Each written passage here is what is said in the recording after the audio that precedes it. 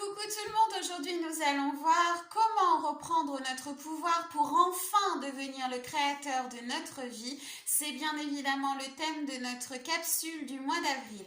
Avant ça, je vous propose de télécharger gratuitement mon e-book où je vous donne mes 5 conseils pour débuter ce changement de vie, pour reprendre justement son pouvoir. Il est gratuit et il est en lien dans la barre de description. Donc nous allons voir dans un premier temps, d'un point de vue psychologique, puis ensuite d'un point de vue spirituel, comment justement reprendre ce fameux pouvoir et devenir le créateur de sa propre vie. Donc la première chose d'un niveau psychologique, c'est bien évidemment d'avoir une bonne estime de soi.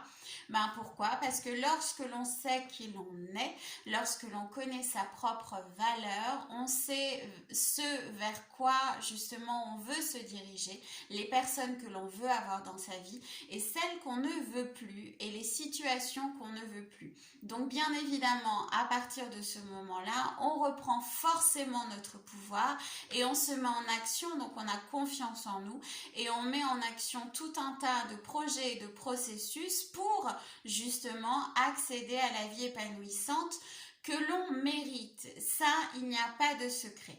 Si jamais vous avez quelques blessures émotionnelles, bien évidemment, je ne saurais que vous conseiller de consulter un thérapeute afin de pouvoir les guérir une bonne fois pour toutes et avancer vers ce chemin qui est le vôtre finalement. C'est ça, reprendre son pouvoir.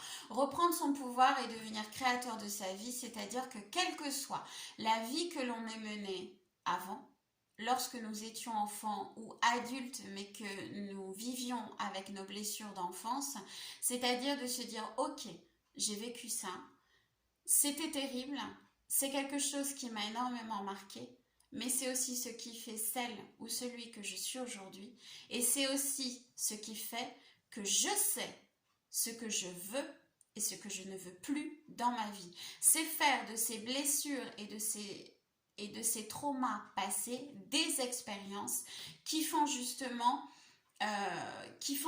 celui ou celle que vous êtes aujourd'hui. C'est-à-dire, je reprends le pouvoir sur ma vie. Il n'y a plus personne qui peut me dire non, tu fais pas ça, non, tu fais pas ça, t'es nul.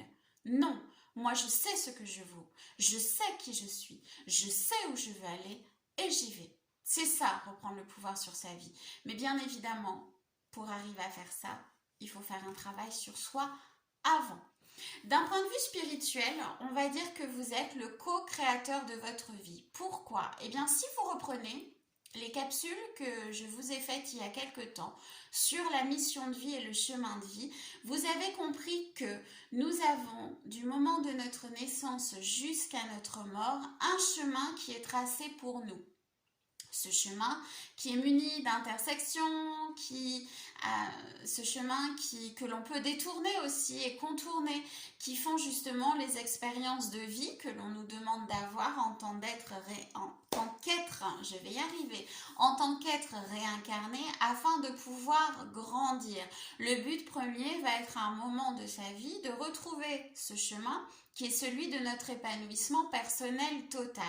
Donc à partir de ce moment-là, ça veut dire que ce chemin est déjà créé et que c'est à nous de vivre des expériences qui nous feront grandir et mûrir pour retrouver ce chemin et devenir le co-créateur, puisque ça y est, nous savons ce que nous voulons, nous savons qui nous sommes et donc du coup on met en action ce qui est finalement déjà créé pour nous.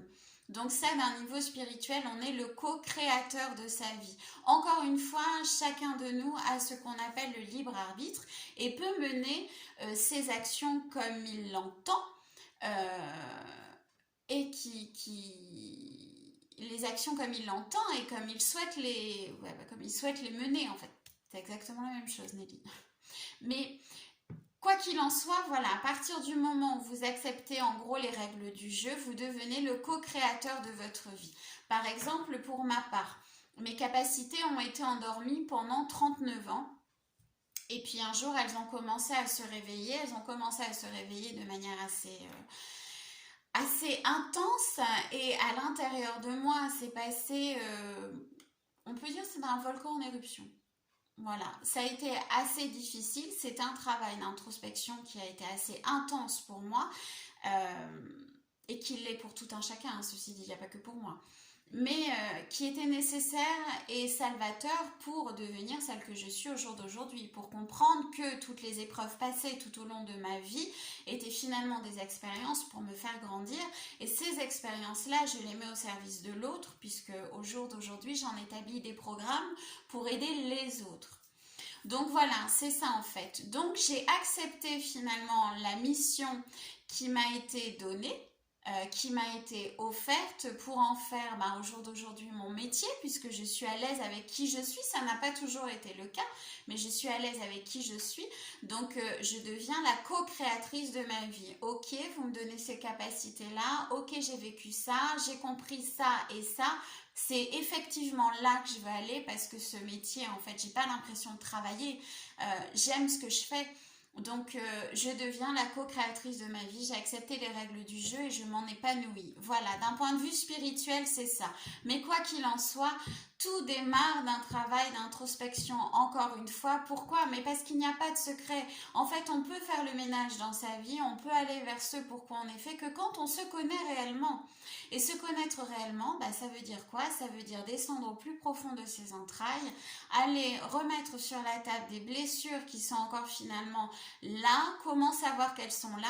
C'est simple, c'est à partir du moment où vous devenez agressif quand arrive une certaine situation. À partir du moment où vous prenez les choses très très à cœur, quelqu'un qui parle mal de vous, quelqu'un qui... Ah ça lui appartient en fait, ça nous appartient pas, il a le droit de penser ce qu'il veut, qui pense que on soit bête, ce qu'on veut, mais en fait ça lui appartient, nous on sait qu'on n'est pas bête, donc c'est ça en fait.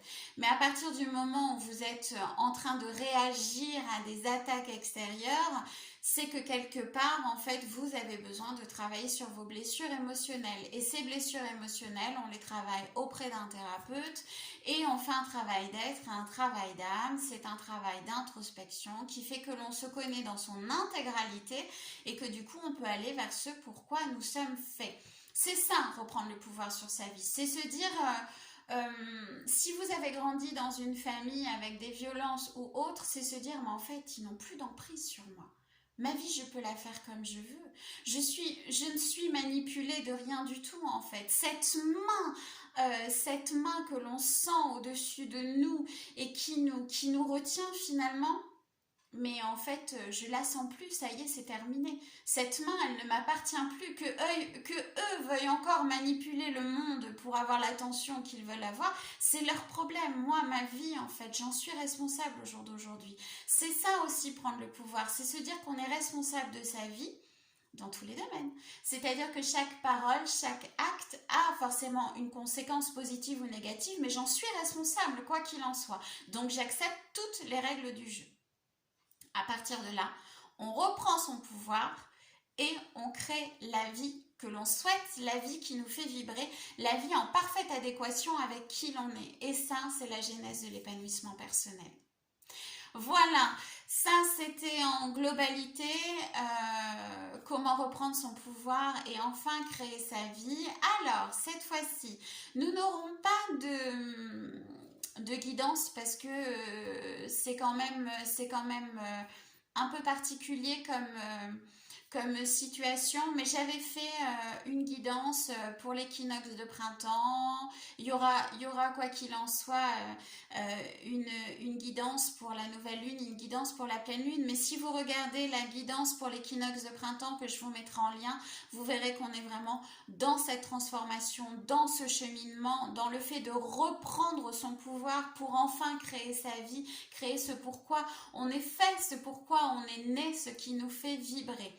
Cependant, au niveau du soin, ce n'est pas un soin que je vais vous faire, je vais vous donner un programme. Un programme qui est cadeau et qui va, alors pour certains, il peut suffire, pour d'autres, il va vous aider à débuter le travail d'introspection. Encore une fois, on est tous différents. On a tous nos capacités, on a tous notre rythme, on a tous nos blessures, voilà. Ce programme, il est cadeau, il va être en lien avec des capsules que j'ai déjà faites et des soins avec des délais impartis, s'il vous plaît. Comme je vous l'ai dit, dans une de mes capsules, je réponds à vos questions. Faites attention aux soins que vous établissez sur les chaînes publiques comme YouTube.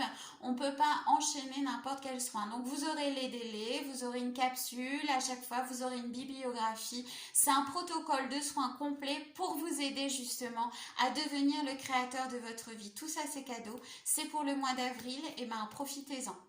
Le e-book, le programme de soins, vous allez être au top pour cet été. Je vous fais de très très gros bisous, restez connectés parce que beaucoup de surprises arrivent encore ce mois-ci. Je vous en dirai plus très très vite. À bientôt.